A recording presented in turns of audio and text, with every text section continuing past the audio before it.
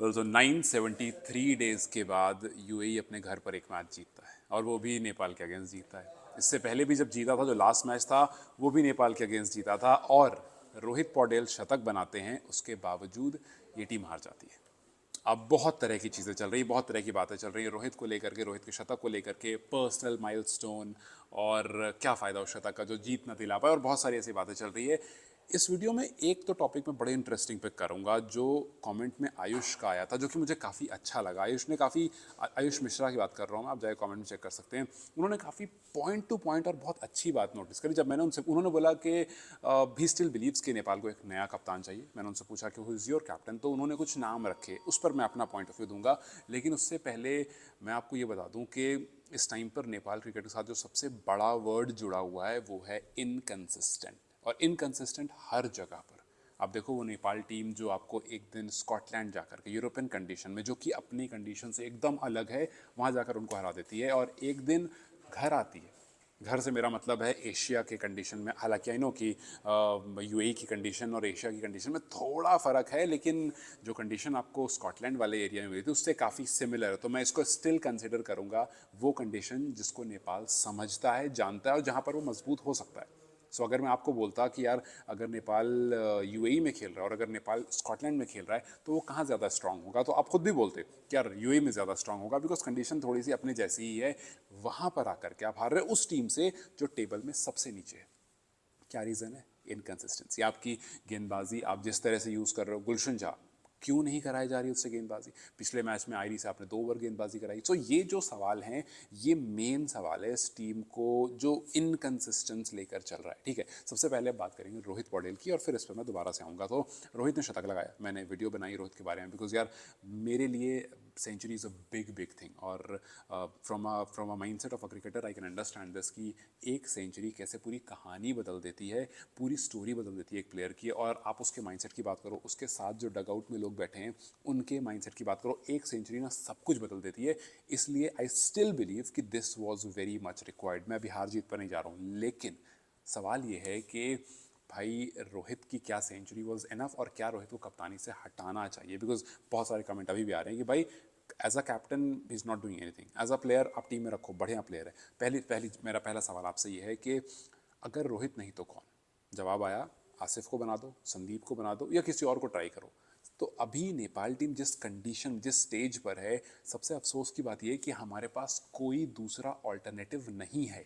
और मैं ये नहीं कह रहा हूँ कि वो इंडिया में अक्सर कहते हैं ना कि मोदी नहीं तो कौन, मतलब दूसरा क्या है, तो मैं ये नहीं कह रहा हूँ कि दूसरा कौन तो क्या। कहानी सिर्फ यह है कि अपने स्टैंडर्ड्स ऊपर करने पड़ेंगे। भाई आप देखो, आपके जो मेन बैटर्स हैं 20s के एवरेज में है सारे के सारे।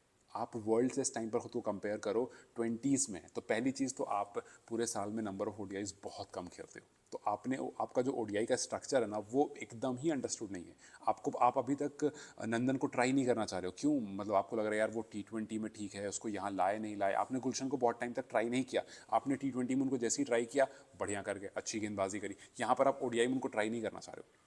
सो ओडीआई का जो स्ट्रक्चर है वो बहुत ज़्यादा वीक है। अब इसमें मैनेजमेंट जिम्मेदार है, इसमें कप्तान जिम्मेदार है, या कोच ने उतना अभी ओडीआई को उतना सीरियसली नहीं लिया है, we don't know. But yes, we know one thing for sure के ओडीआई में बहुत ज़्यादा इनकन्सिस्टेंसी है। और गुलशन को ओवर ना देना, इतनी अच्छी फ्लो से वो चल रहे हैं, तो टेक्निकली उनको देना चाहिए था। मतलब टेक्निकली आपको गुलशन से गेंदबाजी करानी चाहिए थी। और पिछले मैचेस में भी आपने जिस तरह से अपने बॉलर्स को यूज़ करा, तो भाई रोहित सवाल तो उठेंगे, जाहिर सी बात है। और एकदम जायज़ सवाल हैं कि क्यों ऐसे रिपीटेड हो रहा है। आप देखो सामने आपकी यूएई आती है, उसको पता होता है अगर हमने पावरफुल स्टार्ट दे दिया, स्ट्रॉन्ग स्टार्ट दे दिया, तो कहानी बन जाएगी। अच्छा स्टार्ट मिल गया, वो पहले ही रिलैक्स हो गए, क्योंकि बोर्ड पर ज़्यादा रन नहीं थे। वी ऑल नो कि उस, देखो सेंचुरी रोहित की मैं अभी भी उसको नंबर 1 पर रख रहा हूँ, बिकॉज भाई सेंचुरी बहुत बड़ी चीज़ होती है। आई नो कि हम अक्सर कहते हैं कि पर्सनल माइलस्टोन, भाई पर्सनल माइलस्टोन ये वर्ड आप यूज़ करना सेकंड इनिंग में, फर्स्ट इनिंग में नहीं।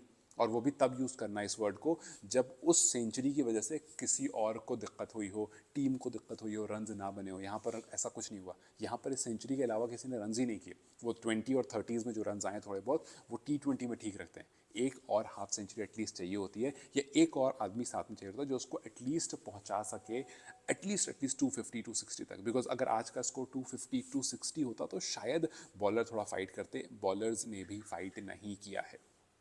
Bowlers did not do well.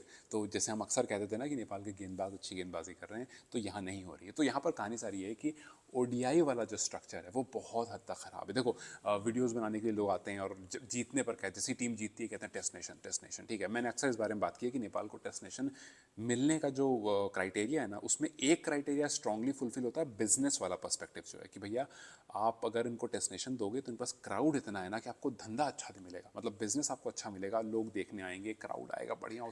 लेकिन एज अ क्रिकेट क्या नेपाल उस पॉइंट पर है जहां आप उनको टेस्ट नेशन देने की बात करोगे? तो आपका जवाब सिंपल ही होगा, पहले ओडीआई तो बच जाए।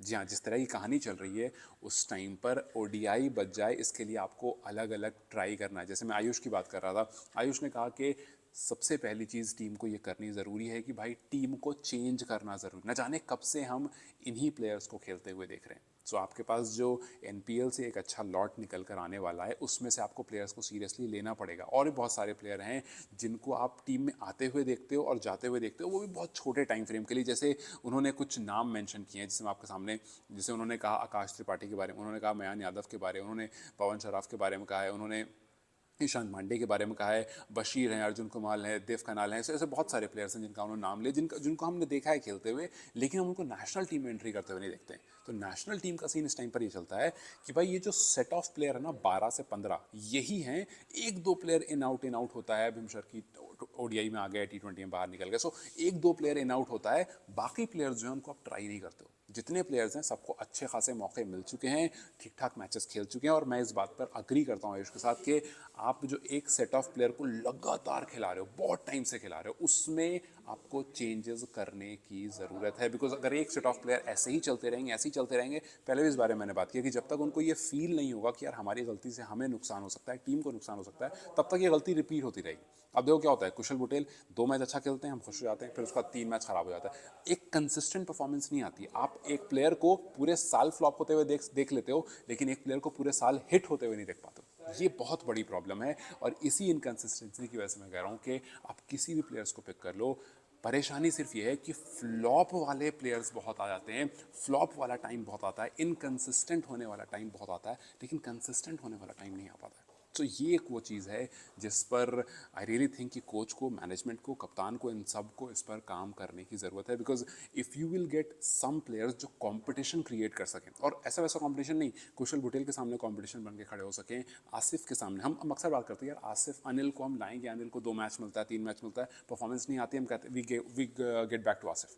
तो ऐसा प्लेयर लाओ जो आसिफ के सामने कंपटीशन बन के खड़ा हो सके। आप ऐसे प्लेयर लाओ जो सोमपाल के सामने, जो आपको करण केसी के सामने, और आपके पास ऑप्शंस हैं, ऐसा नहीं ऑप्शंस नहीं है, उनको लेकर आओ, उनको मैचेस मिलने पड़ेंगे, ताकि उनको भी लगे कि हम अच्छा परफॉर्म करके टीम में आ सकते हैं। और एक टाइम पर आसिफ को या फिर और अदर प्लेयर्स जो हैं उनको लगे, कुशल बुटेल को, मैं बड़े प्लेयर्स का नाम ले रहा हूँ, कि उनको लगे एक टाइम पर कि नहीं यार दिस इज़ हाई टाइम। जैसे कुशल मेला को लेकर एक ऐसे एक फैसला लिया गया, कुशल मेला को पता है ये बात कि भाई अब इन आउट होता रहेगा, उनका टीम में कभी वो आएंगे कभी नहीं आएंगे। सो येस, अब कुछ प्लेयर्स को आपको आगे फ्यूचर में, खास करके ओडीआई, और ओडीआई स्ट्रक्चर है टी20 में भी, आपको ये बताना पड़ेगा कि इफ़ यू डोंट परफॉर्म, आपके सामने और भी ऑप्शंस हैं, आपके सामने ऐसे चैलेंजेस हैं जिनको हम पिक कर सकते हैं। So I am really counting on this team management कि अगर चीज़ें अच्छी नहीं हुई आने वाले कुछ मैचेस में, तो आपको कुछ चेंजेस जो हैं उसकी ज़रूरत बहुत ज़्यादा है। Because you can not afford to lose so many matches, और जो ओडीआई है वो बहुत क्रूशल है, अगर वो हाथ से गया तो बड़ी मुश्किल हो जाएगी। खैर, what's your take on this, मुझे कमेंट सेक्शन में ज़रूर बताएं। Till then you guys take care, I will see you very soon.